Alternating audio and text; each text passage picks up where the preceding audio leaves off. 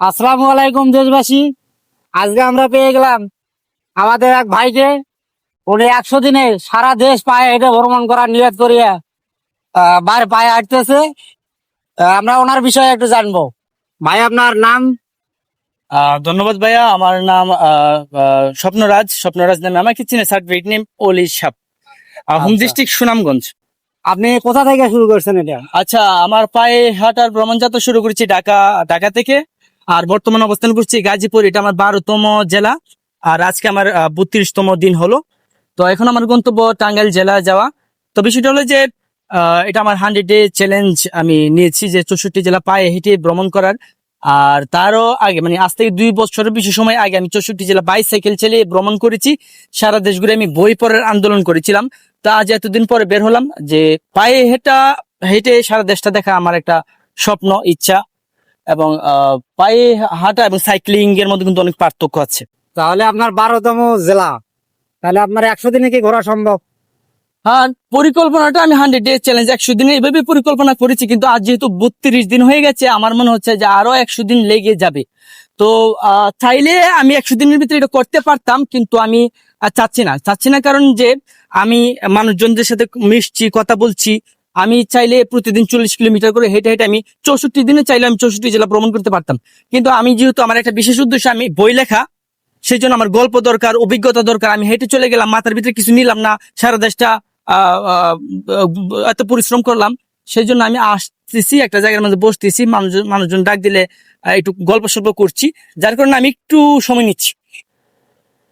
মানে আপনার উদ্দেশ্যই হচ্ছে আপনি 64 জেলা ঘুরবেন, 64 জেলা সম্পর্কে জানবেন, হ্যাঁ, দেশবাসীর বিষয়ে বই লেখা মানুষকে জানাবেন। হ্যাঁ, 64 জেলা। আর ধন্যবাদ, জ্ঞান ভালো। অর্জনের বিশাল বড় একটা মাধ্যম আসলে 64 জেলা ভ্রমণ। জ্ঞান অর্জনের বিশাল বড় মাধ্যম হলো ভ্রমণ করা। তো আমাদের নিজের দেশকে যদি না জানি, ওই দেশের প্রতি আমাদের প্রেম ভালোবাসা কিন্তু জন্মাবে না। তো আমি আমার নিজের দেশকে জানার জন্য, দেশের মানুষকে আরেকটু বেশি জানার জন্য মূলত আমার এই যাত্রা। আগে এখন যেসব জায়গায় আমি দেখি নাই, ওইসব জায়গা দেখাই আমার একটা প্রধান উদ্দেশ্য। তাহলে আপনি যে পদযাত্রা করতেছেন পায়ে হেঁটে, আপনি মানে যখন রাত লাগে আপনার থাকা খাওয়া এই বিষয়টা কিরকম? টাকা খাওয়া হলো যে রাত্রি যাপন। ভ্রমণ বের হওয়ার আগে আমি ভ্রমণ বিষয়ে অনেকগুলো বই পড়ে আমার মাইন্ডসেটটা ওইভাবে তৈরি করে নিয়েছি। স্পেশালি রবিনসন ক্রুশো বইটা পড়ে আহ আমি কোথাও আসলে টাকা দিয়ে রাত্রি যাপন করি না। আগে আমি 7 মাস সারা দেশটা বাইসাইকেলে ভ্রমণ করেছি, কোথাও আমি 1 টাকা দিয়েও রাত্রি যাপন করি নাই। তো আমি রাত্রে থাকি কোথায়? যেখানে রাত হয় এখানে আমার পরিচয় দিয়ে কারো মাধ্যমে থাকি। আহ ও বিপদে পড়লে মসজিদে থাকি। আর তাছাড়া আমি যেহেতু বাইসাইকেলে 64 জেলা আগে ভ্রমণ করেছি, 64 জেলায় আমার বন্ধু বান্ধব আছে, তাদের মাধ্যমে থাকা হয়। তো এইভাবে মানে যেখানে রাত হয় ওইখানে আমি সার্ভাইভ করি, থেকে যাই, মানে টাকা দিয়ে থাকি না। আর খাওয়া দাওয়ার বিষয়টা হলো যে আমি খাওয়া দাওয়া হোটেলে খাই। এই ক্ষেত্রে আমার কিছু টাকা পয়সা যায়। আর তাছাড়া 64 জেলায় যেহেতু আমার বন্ধু বান্ধব আছে, সব মিলে কিছু খাওয়া দাওয়া হয়েও যায়। এগুলো আমার টাকা খাওয়া। আর গোসল হলো যে যেখানে থাকি ওইখানে গোসল দিয়ে দিই। তাছাড়া বেটা মানুষ, রাস্তার পাশে পুকুরে নেমে গেলাম।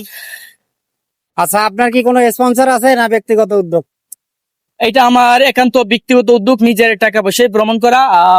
এই স্পন্সর, আমি প্রথমে স্পন্সরের জন্য ঘোরাঘুরি করেছিলাম, কিন্তু নানা কারণে আমি হতাশ হয়েছি। আর তাছাড়া আমি বাংলাদেশ ভ্রমণ করার জন্য স্পন্সরের প্রয়োজন আছে বলে আমি মনে করি না।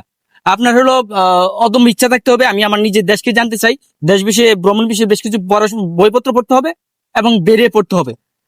বাকির আল্লাহ ভরসা। আচ্ছা, সাধারণ মানুষের সাথে মেশার অনুভূতি কি আপনার? সাধারণ মানুষের সাথে মিশার অনুভূতি হলো যে আমি যেহেতু বই প্রেমী মানুষ, বই পড়তে ভালোবাসি। তো প্রতিটা মানুষ হলো এক একটা বই।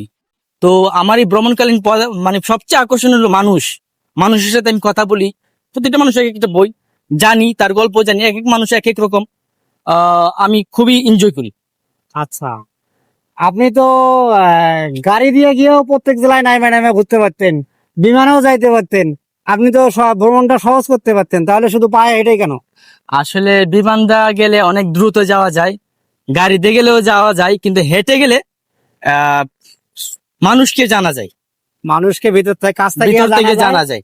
মানুষকে মানে দেশকে অনেক কাছ থেকে বিমানে গেলে তো জানা আপনি যায়। দ্রুত চলে গেলেন, গাড়িতে দ্রুত চলে গেলেন, কিন্তু হেঁটে গেলে মানুষের সাথে মিশে দেশ দেখে দেখে স্লোলি জানলে গেলেন। এটা কি বিশাল একটা দেশবাসী, আমরা এই স্বপ্নরাজ ভাইয়ের জন্য দোয়া করতে পারি, যাতে তার এই পদযাত্রা সফলভাবে মানে সুন্দরভাবে সফল হয়, যেন সে সুস্থ থাকে এবং সে যেন দেশকে জানার পরে তার বইয়ের মাধ্যমে মানুষকে জানাইতে পারে। হ্যাঁ, তো ইনশাআল্লাহ। আমরা কি আপনার ভবিষ্যৎ বইটার নাম জানতে পারি? আমার বইয়ের নাম হবে স্বপ্নরাজ্যের আনন্দ যাত্রা, পায়ে হেঁটে 64 জেলা। এই নামে ইনশাল্লাহ বইটা প্রকাশিত হবে আশা করছি। আচ্ছা, যদি কখনো এই বইটা প্রকাশ হয় এই নামে, আশা করি আপনারা সবাই পড়বেন। ধন্যবাদ। আসসালামু আলাইকুম। সবাই ভালো থাকবেন, সুস্থ থাকবেন, সতর্ক থাকবেন। আল্লাহ হাফেজ।